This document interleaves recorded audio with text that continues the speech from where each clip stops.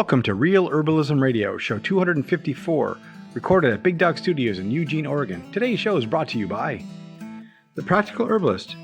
You'll find all you ever wanted to know about making plants a part of your daily life at The Practical Herbalist. Learn more at thepracticalherbalist.com. Herbal medicines may come in neatly packaged boxes or beautifully labeled bottles today, but they were once rooted in the healing space of nature.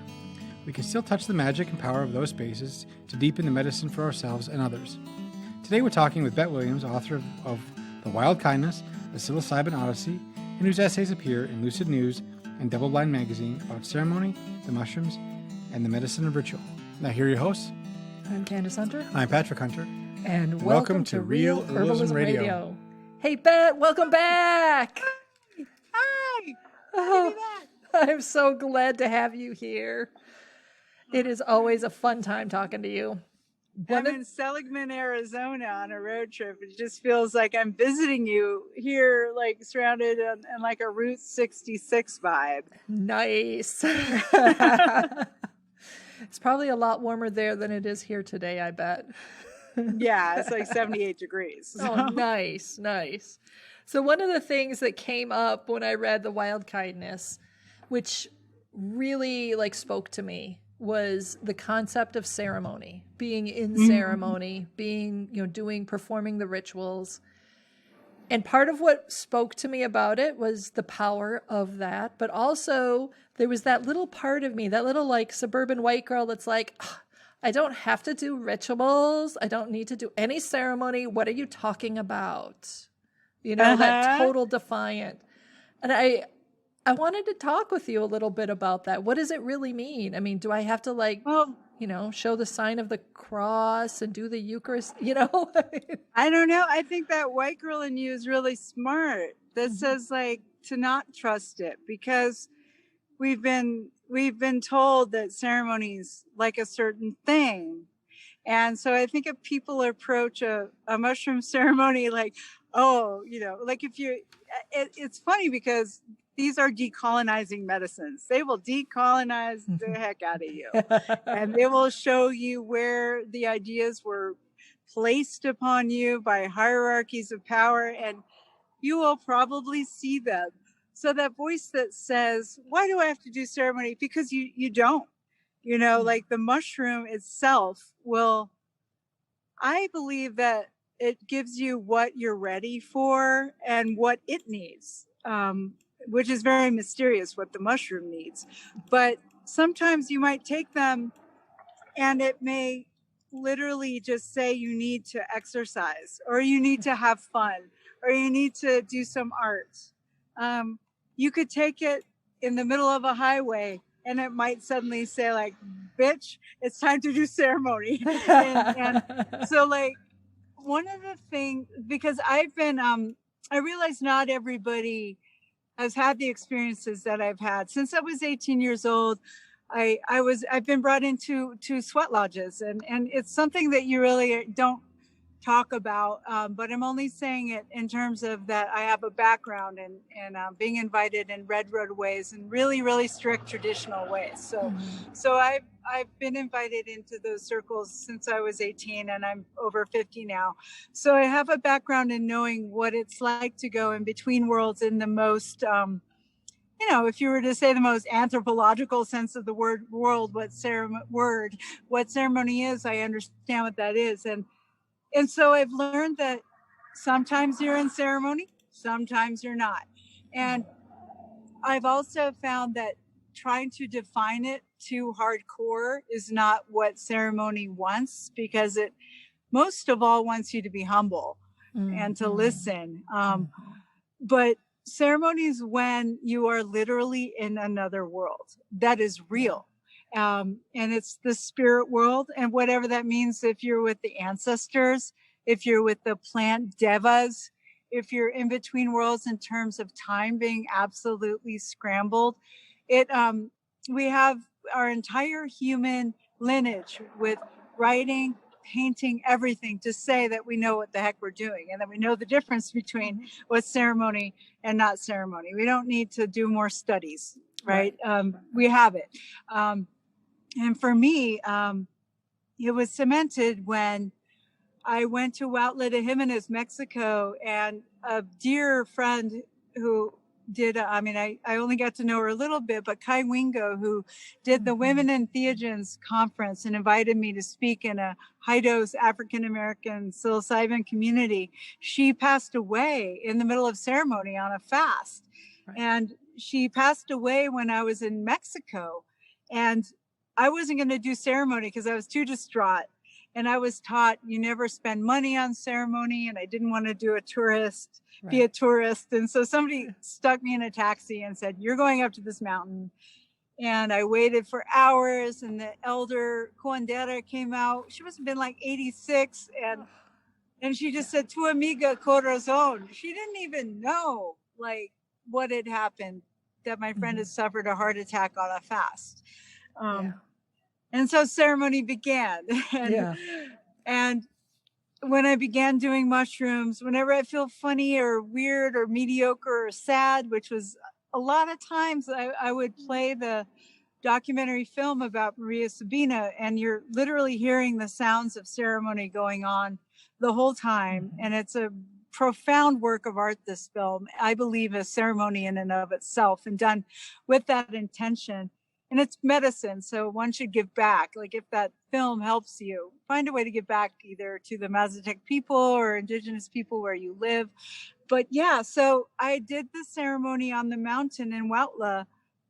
And at the end, the curandera put tobacco and lime in my hands, and she said, the ceremony is over now. So I was still high as a kite, but there was a distinct difference between when she said that and when she had passed. And so after it was over, I started having those like Hieronymus Bosch visions. Like I think anyone who's done LSD and tried to sleep, they're just like, you're watching like it's like Duncan Trussell's Midnight Gospel. It's like a violent catastrophe of like visuals. And like, I knew not to pay attention because I wasn't in ceremony anymore. And ceremony meant that I was aware that the ancestors were with me. I was aware that the healer that was with me, that her spirits were there to help me. I was aware that the directions were called in, the elementals were called in, the tobacco was called in, all the Guadalupe, everything was called in.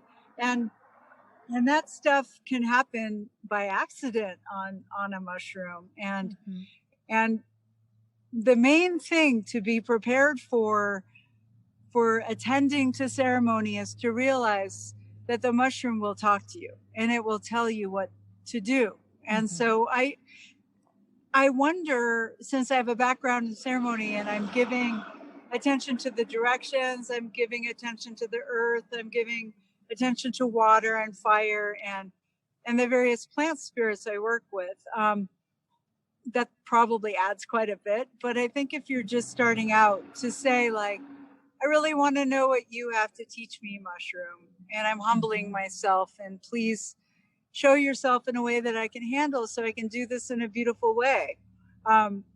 Asking plants directly what you want and desire respectfully, I think is the first place to start. It's amazing how vocalizing things, we sing to plants. All the old ways when we wanted things to grow, we made songs. It's the origin of songs, is growing things and saying, hey, corn, grow for me, because if you don't grow, it's going to be a really shitty spring.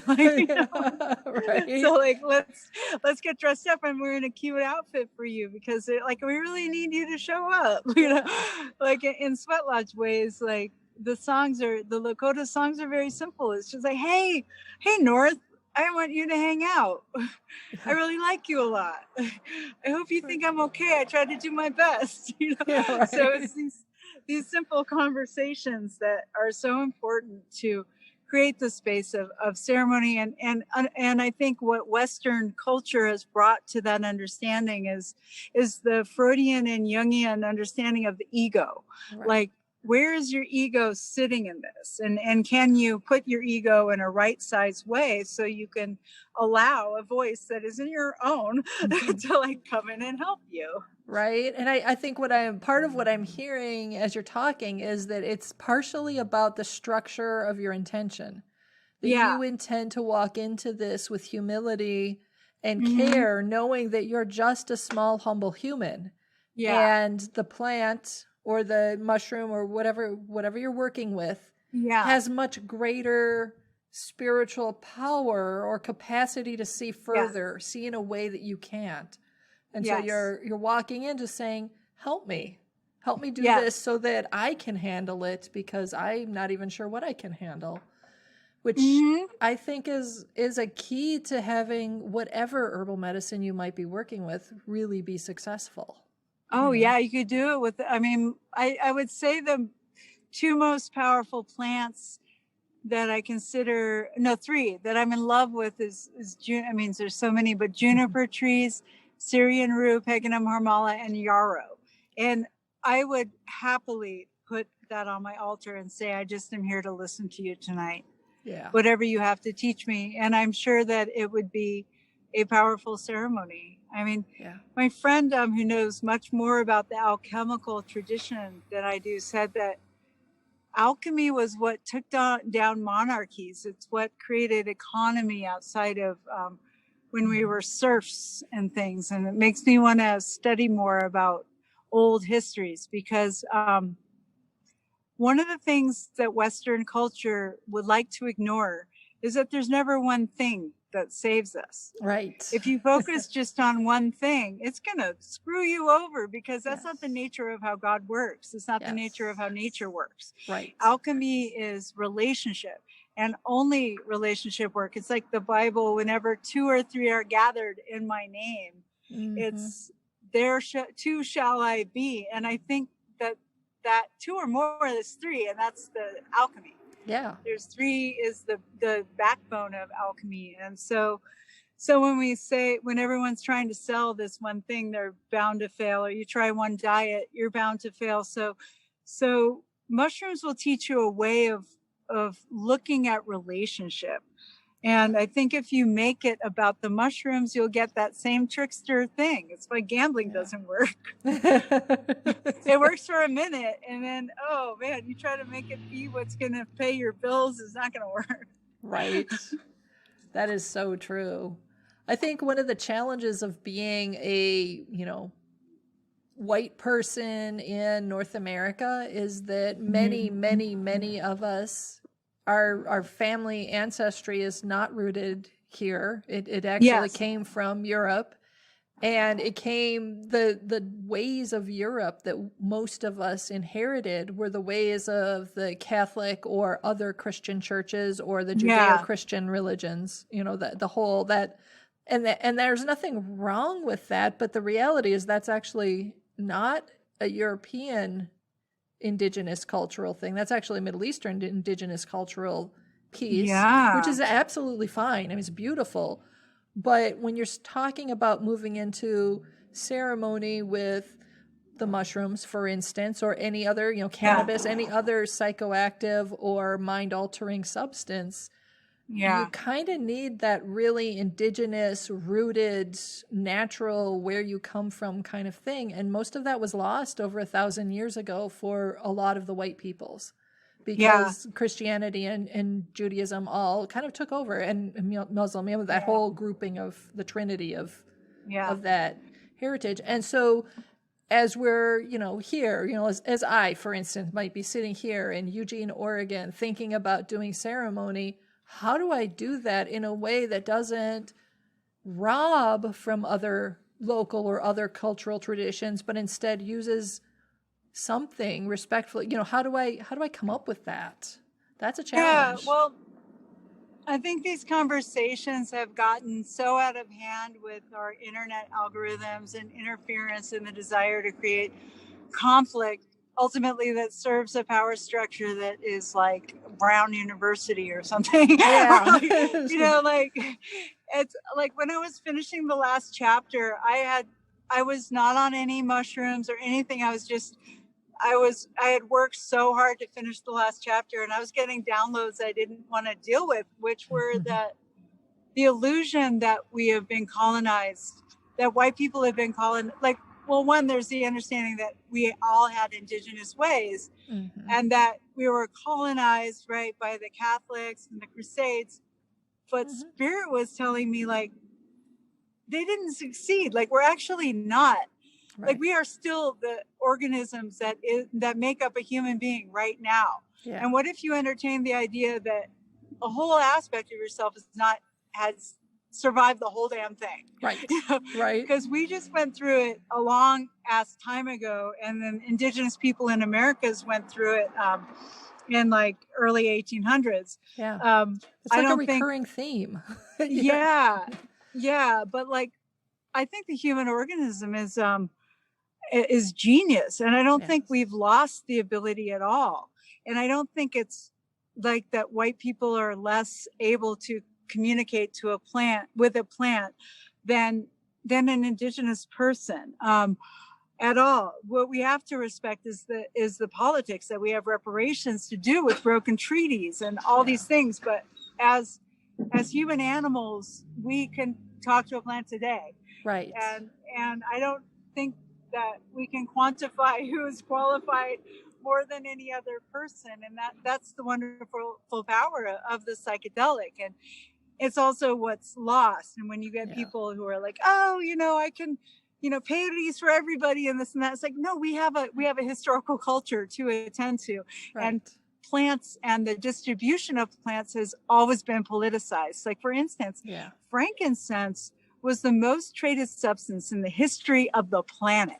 Like, think about that. What does it do? You can't put it in a slot machine. You can't eat it. It has no nutrition. It's like, it just smells good, and it has a really good vibe. And like, to think that was traded more than any other thing in all of history. Like, think about that. I can't even wrap my head around that. So like, in terms of ceremony and indigeneity, to do like the mushrooms always say, keep it simple, keep it clean.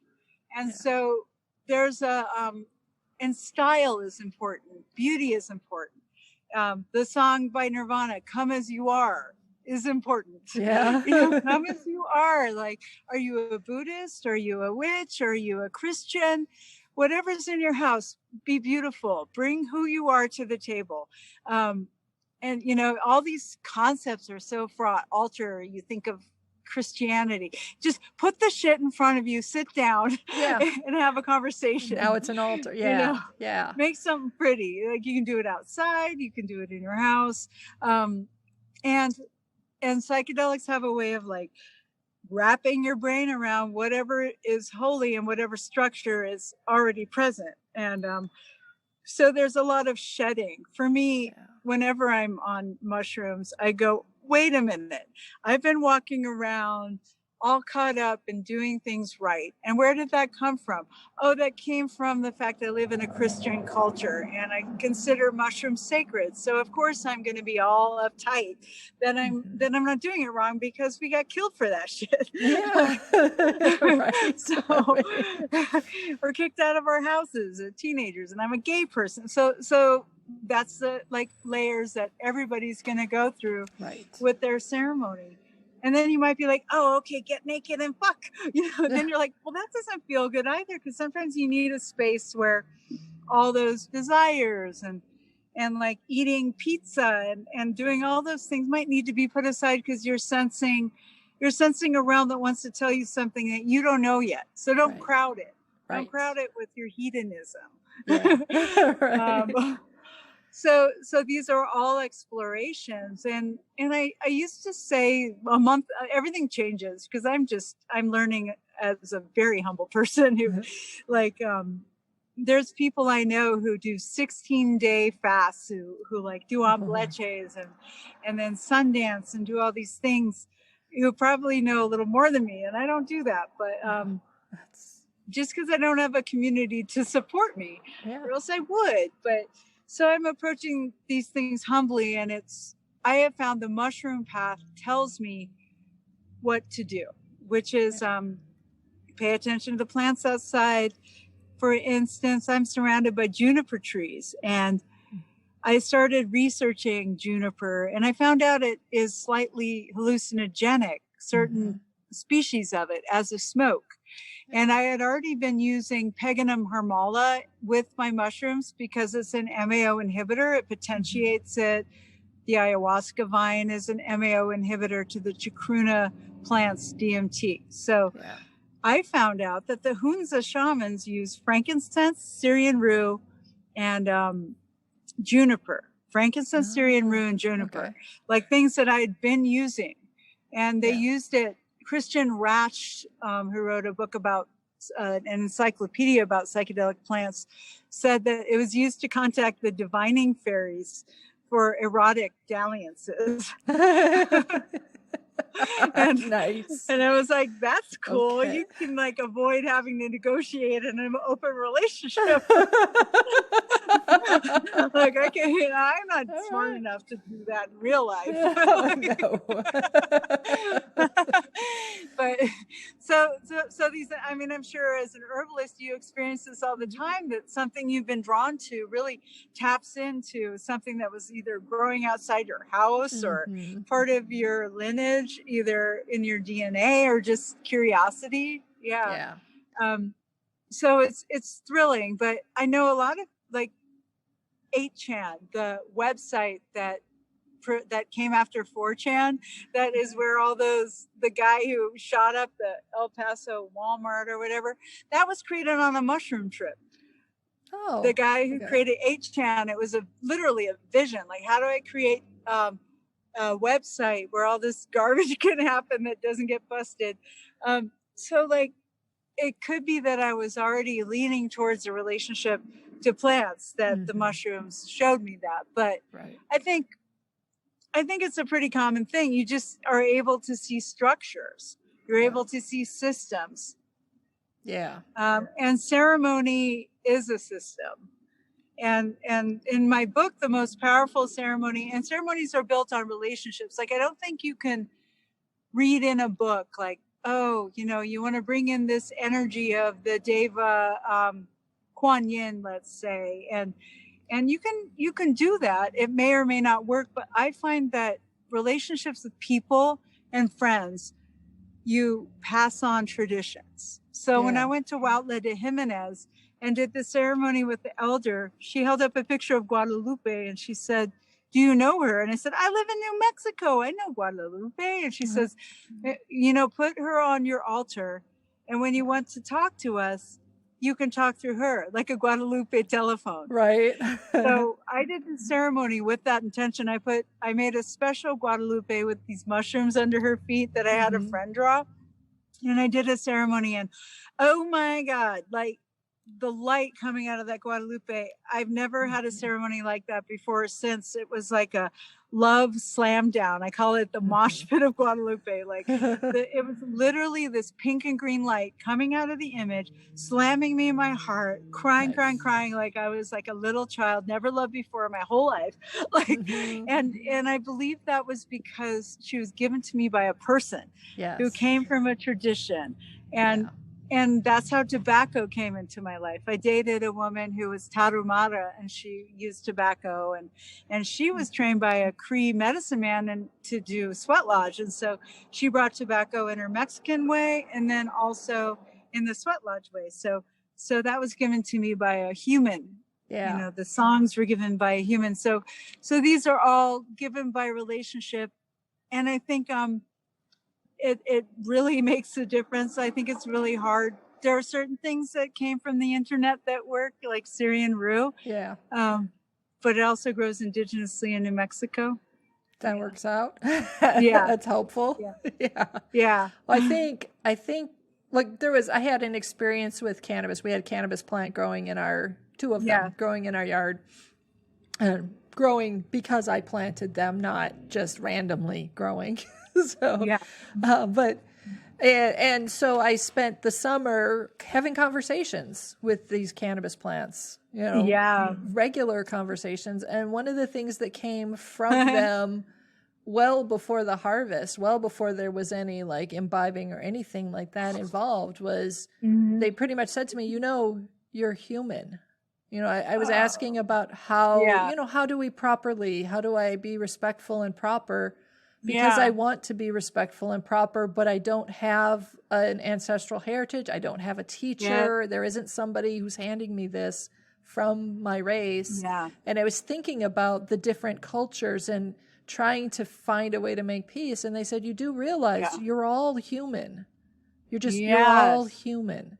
So you're human, you know, and it was like this mind-blowing moment when I realized, you know, it doesn't, culture matters, and it definitely does matter. And I'm not in any way trying to be disrespectful, but our skin color is only just our skin color. It's like a red rose versus a white rose. They're still roses, and they still need, you know, soil that is reasonably acid or a little bit of acid, not too much. And they still need, you know, they still need the rancid milk or whatever, sour milk, to help prevent the black spots. And it doesn't matter what color the flowers are, the sour milk will work for both of them to prevent black spot. I mean, it works, you know.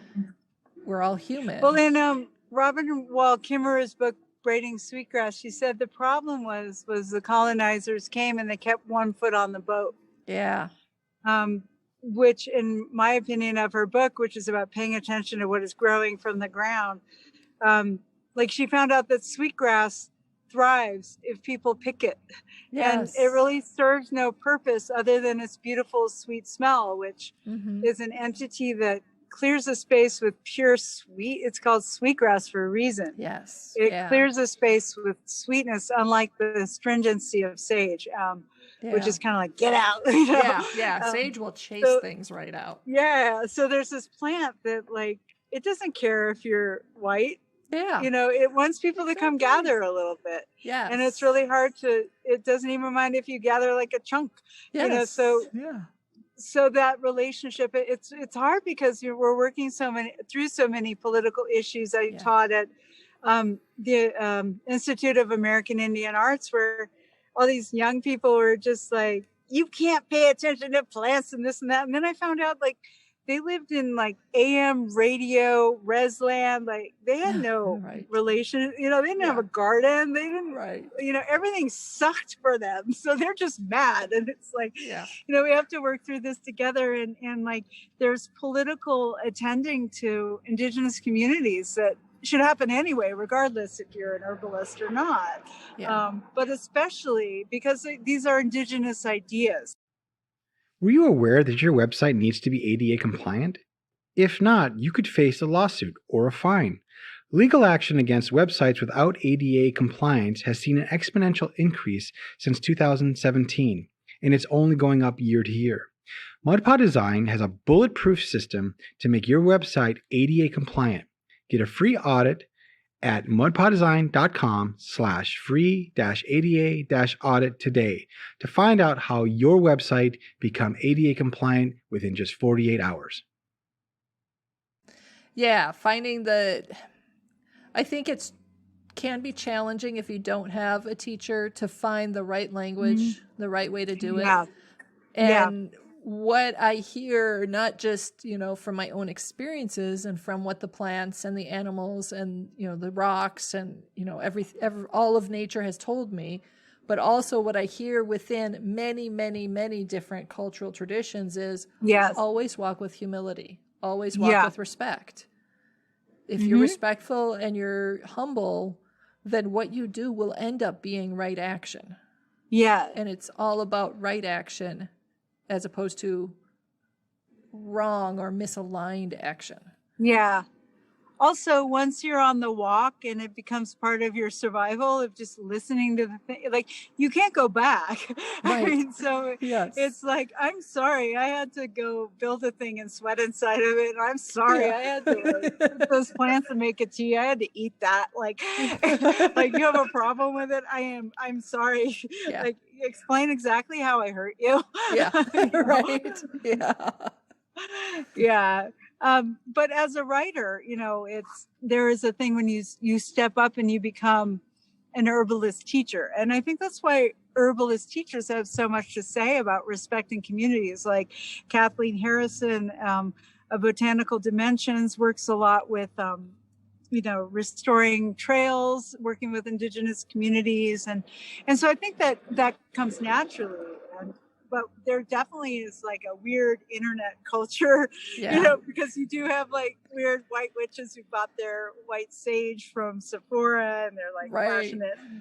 So Yeah. I do feel a bit of a responsibility just to say like juniper and mullein are really great for smudge. Yeah. Because Yeah. there's certain things we can do. We can take peyote out of the wording of Yeah. our decriminalized movements, and we can say that like unless I'm invited in through a legitimate indigenous Yes. community to a peyote ceremony, you can do San Pedro instead. Yeah, exactly. Yeah. Exactly. Yeah. I love And, San Pedro. It's really great. and you can look at what's actually growing outside your door. I mean, if you Yeah. live in Eugene, Oregon, like I do, Yeah. you're not going to find white sage growing out here. Yeah. But you will find culinary Yeah. sage. And you know what? Culinary sage is also holy. Use Yeah. that. It How really hard is. that? Oh my gosh, it smells so good. And also to acknowledge like one of the main toxins that I'm dealing with, we need to start speaking out loud about social media and the Yeah. internet and the way it's created a world that we are actually living in that is not real, that has Right. nothing to do with the world. Like when I did my 25 grams plus Syrian rue, it just kept saying like, your ecosystem is small, girl. Like, you think Mhm. there's like 1 million people out there listening to you and you're affecting all these things. You want to deal with, it was during George Floyd. It was like, you want to deal with racism Mhm. and respond to what is going on. Like, figure out like your ecosystem. Where are you Yes. getting your eggs? Who's, Right. being subject to these issues in your community, which is literally like, it's a tiny town. So it said like, stop paying attention to this larger thing. Like you could do a meme, fine. It's not Yes. going to help anybody. Right. But what you can do is become in balance with your ecosystem. Yes. And the mushrooms were saying it's really surprising the power structures, hierarchies, toxins that are killing people really come down to like growing your own. I mean, I felt crazy saying it, but it really comes down to growing your own food and Yeah. kindness and Yeah. relationships.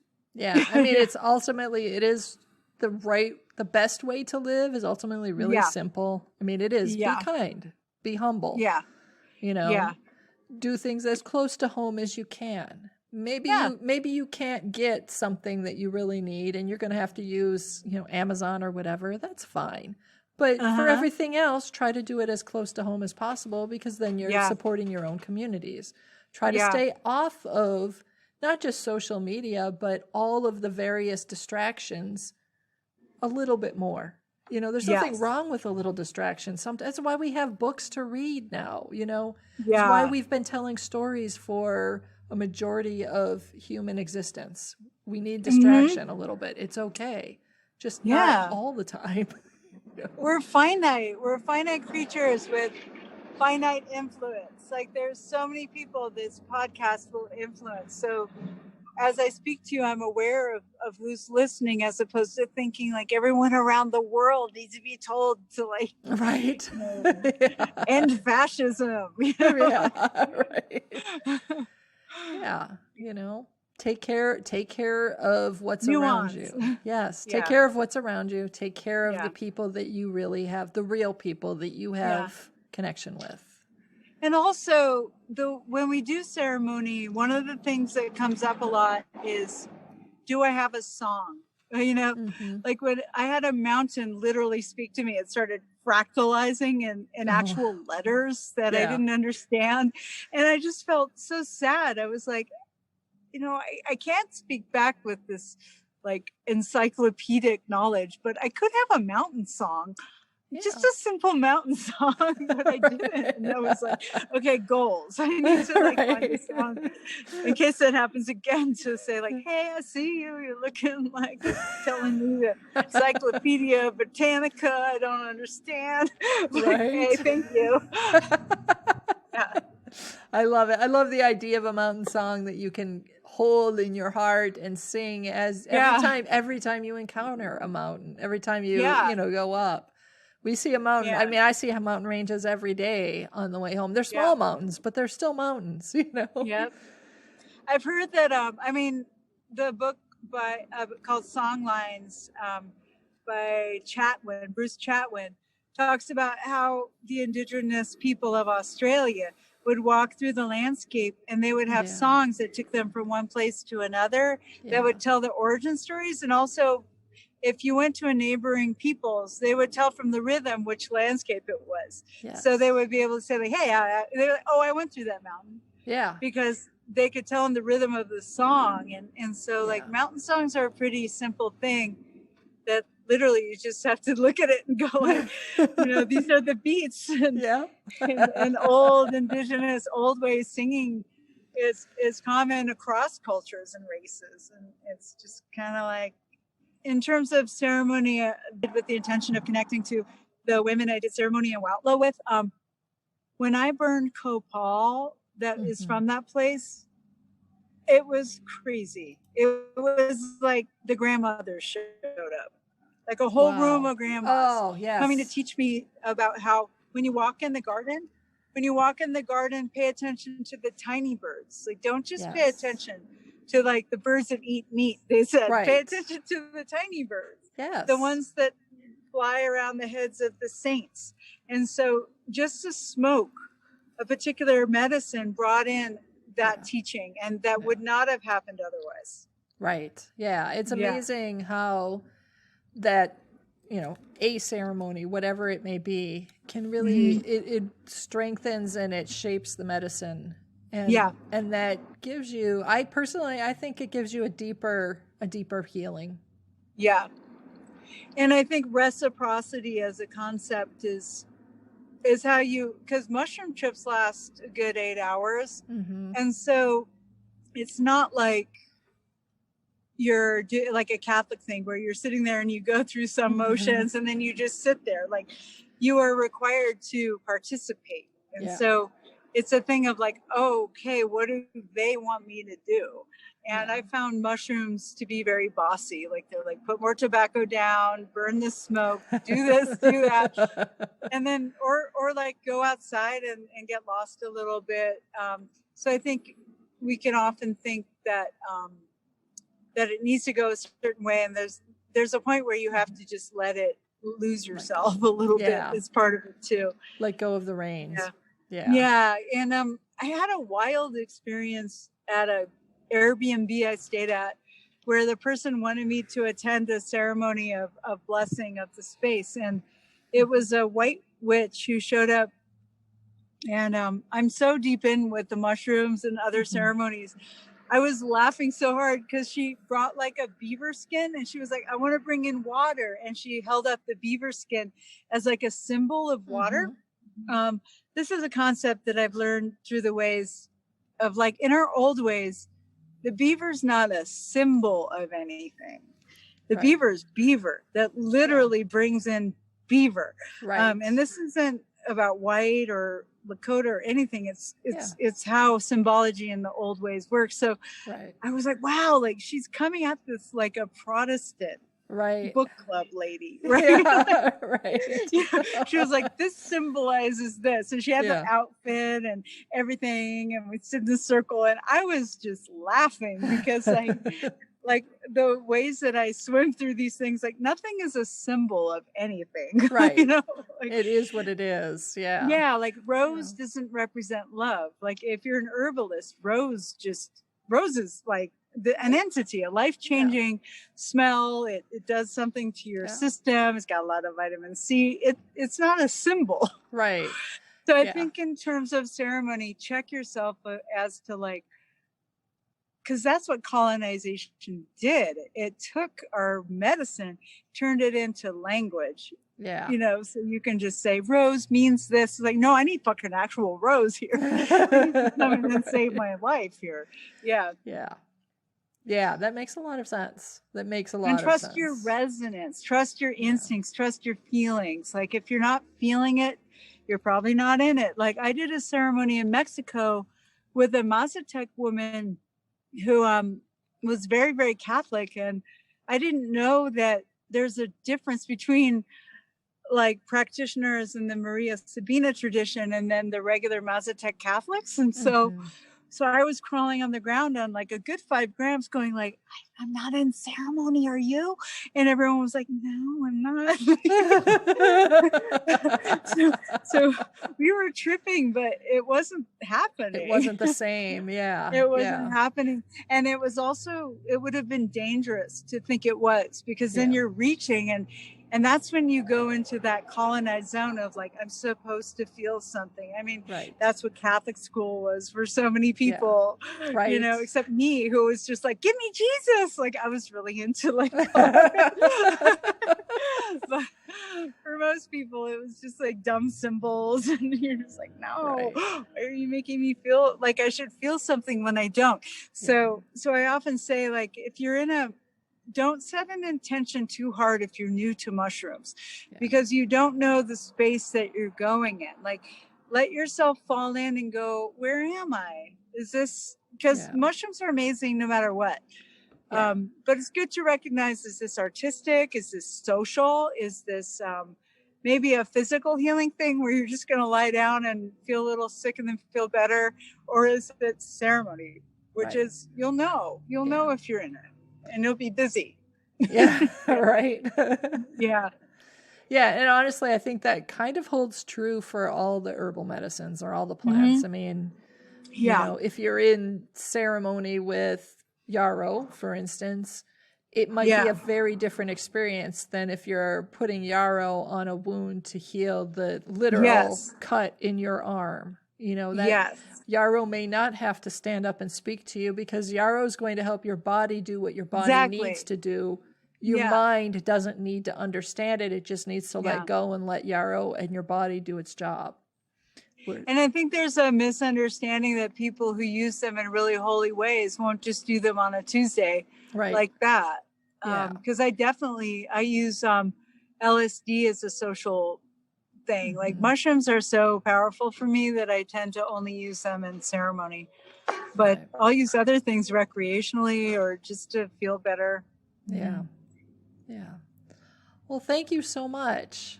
This has definitely given me a lot to think about. I expect our listeners are going to be thinking about it too, about how to make changes and how to be in ceremony with the medicines. These things are still Schedule 1. Be careful out there. Yes.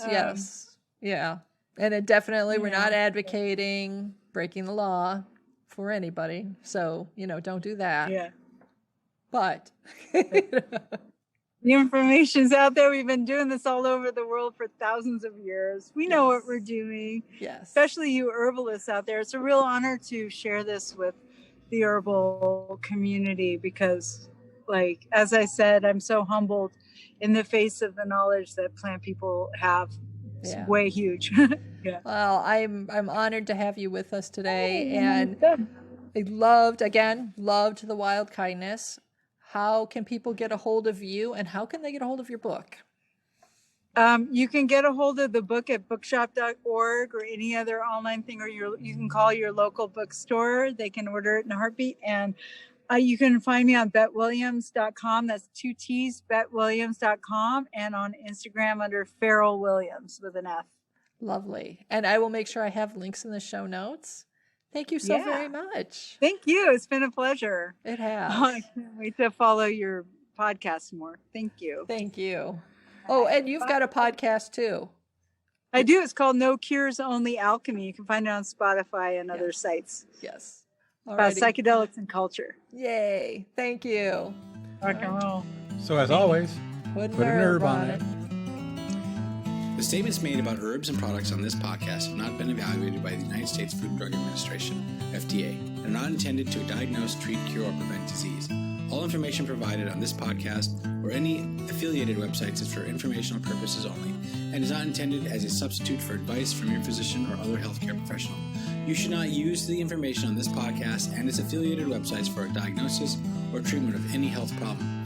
Always consult with a healthcare professional before starting any new vitamins, supplements, diet, or exercise program before taking any medication, or if you have or suspect you might have a health problem. Any testimonials, questions, or case studies are based on individual results and do not constitute a guarantee that you will achieve the same results.